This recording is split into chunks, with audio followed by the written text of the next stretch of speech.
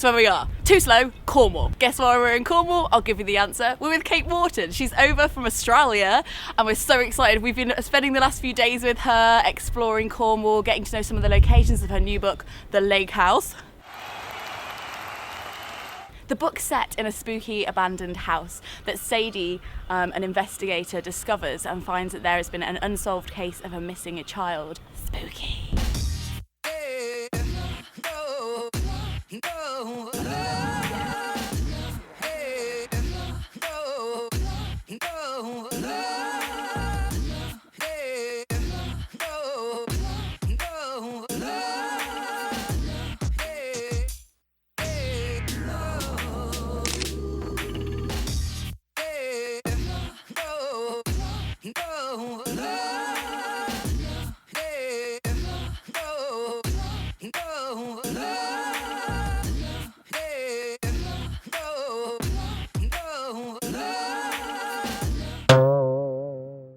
Last book I wrote, I quite enjoyed listening to Mumford and Sons.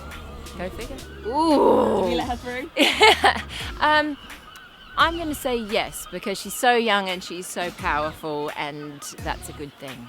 I'm quite tough. I don't cry in books. Not when I'm reading them, often when I'm writing them, but I think that's the result of so much emotional turmoil, and then you get to the end and it's sort of crying with relief and sadness and gladness, and it's over. And so the last book that made me cry was my own.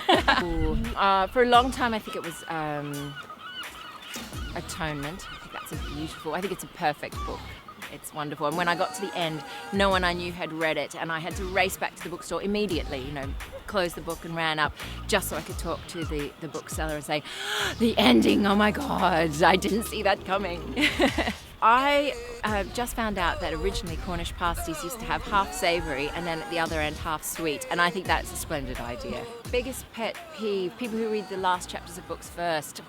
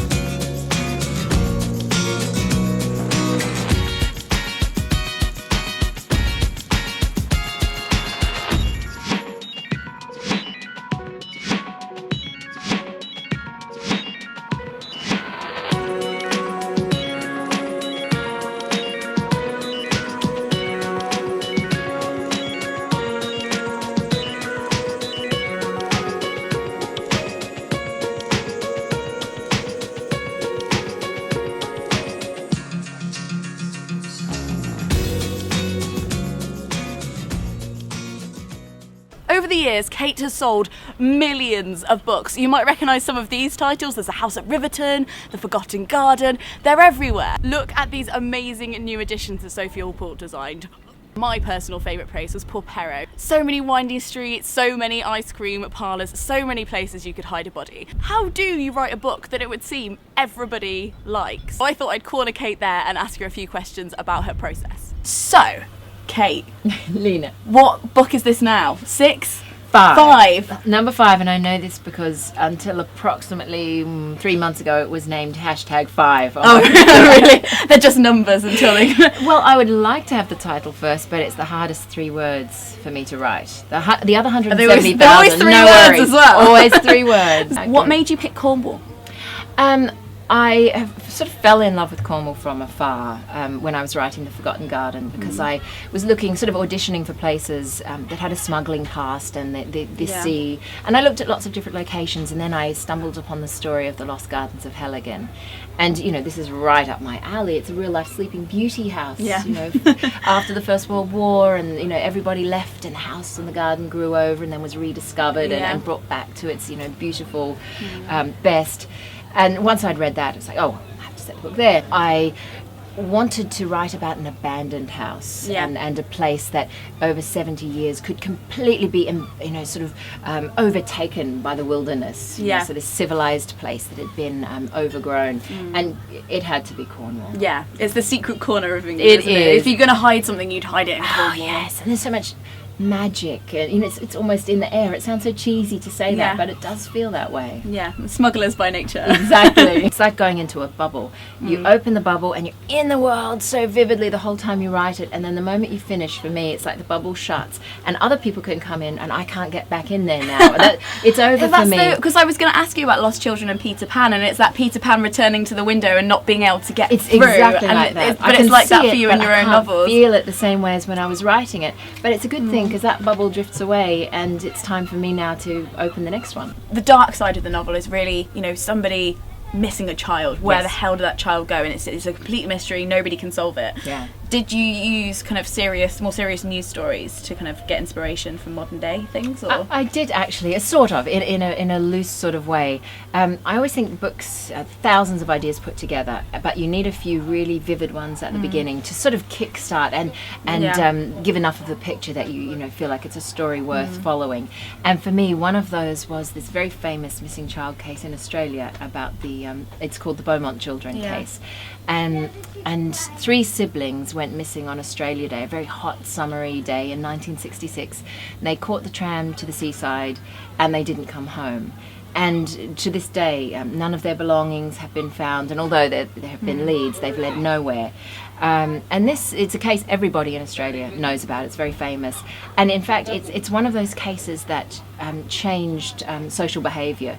It was a very ordinary thing for children to go off and have that sort of freedom at the time. But after that, people held their children a lot more closely. Yeah, kind of change parenting forever. Yeah, the way we parent. Every so often, those sort of landmark cases. Yeah, they become parables that then govern what happens in the future. Yeah. And I think that's kind of what happens with this boy who goes missing as well, isn't it? It changes the community forever. Yeah, and of course in the lake house it's a very different situation. It's an infant who's taken from a house, or is he?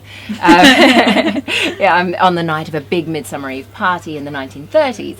But certainly this idea that people can seemingly disappear into thin air was one that really ignited the ideas that formed the lake house. What I really loved about this book, which I think is just really amazing, is the meta side of it. It's a story within a story, and everybody in the story is telling stories, even if they don't realise. And they're all, Alice aspires to be a writer, becomes a writer. She grew up with this older guy who was also a writer and wrote about her mother as a character.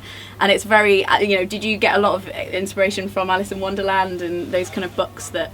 Definitely, and calling 2 of the characters Alice and Peter was definitely a sort of a way of playing, and again with readers, because I know my readers will get that, and they'll like the fact that they're in jokes, and these lost children in this book about lost children, and in fact all the characters in the book have been lost children in some way. Even Peter, who grows up in this loving family, but he's the cuckoo. He doesn't feel like or look like the rest of them. So that the book is filled with characters who didn't quite fit. I think it's really interesting when we talk about male and female writers, because we think of male and female kind of thought processes, but actually the way you describe, especially with a crime novel, it takes this spatial awareness that we often kind of associate with masculinity and that organisational and that really rigid structure that then a flowing narrative comes over. Well, I always think, I'm a left-hander, but I was ambidextrous as a small person, so I always think, well, maybe that's left and right brain. So I love words, but I really like spatial math stuff as well. Yeah, and I think that's how you trick people, because it's a very flowing, relaxed narrative. This is just what happened, chill out, it's fine. And then you get to it and you're like, oh, she's been crafting this the whole time. It sounds very unromantic to talk about, because especially in books that are quite romantic, but I love structure. I loved maths at school. I really did. Those building blocks. It is. And it's the architecture that you need before you hang the pretty house around it. If you don't have a good architecture, the house falls down. And I think for me, that's one of the joys of writing, is coming up with the structure and working out where different elements of the story go and how to tell it. We hear from a lot of different perspectives, but Alice is my favourite personally. Oh, good. Because she's Alice quite a too. recluse, even though she's in some ways you get to know her quite well, even when she's older. But she's very on her own, even though she's in this big house with all these people. Yeah.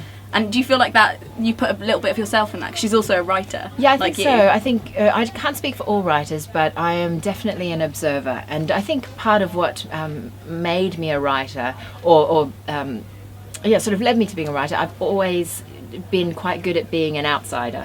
You know, sort of I can get along and rub along with people, but I went to school in a place that wasn't where I grew up. I had to catch a bus a long way, and I always felt slightly different. Yeah. And I'm quite happy Yeah. being that person, because it has meant that perspective. you're sort of looking from the outside a lot of the time. And I think, is it Graham Greene who talked about the splinter of ice in the writer's heart? Oh yeah, Yeah, Isn't which that in the book as well? yeah, it is in the book. Hey! It's true. It's that part of you that even when the most awful thing is happening to you, a small part is observing and, Yeah. and taking notes for when you might need to write what it feels like to feel fearful or devastated. There's a part in the book that you know, one of the characters suggests that haven't we all thought about killing somebody, if only for a minute? Of That's course, kind of scary. I mean, it's kind of true, which is why it terrifies Well, me. everyone said I could kill him. No.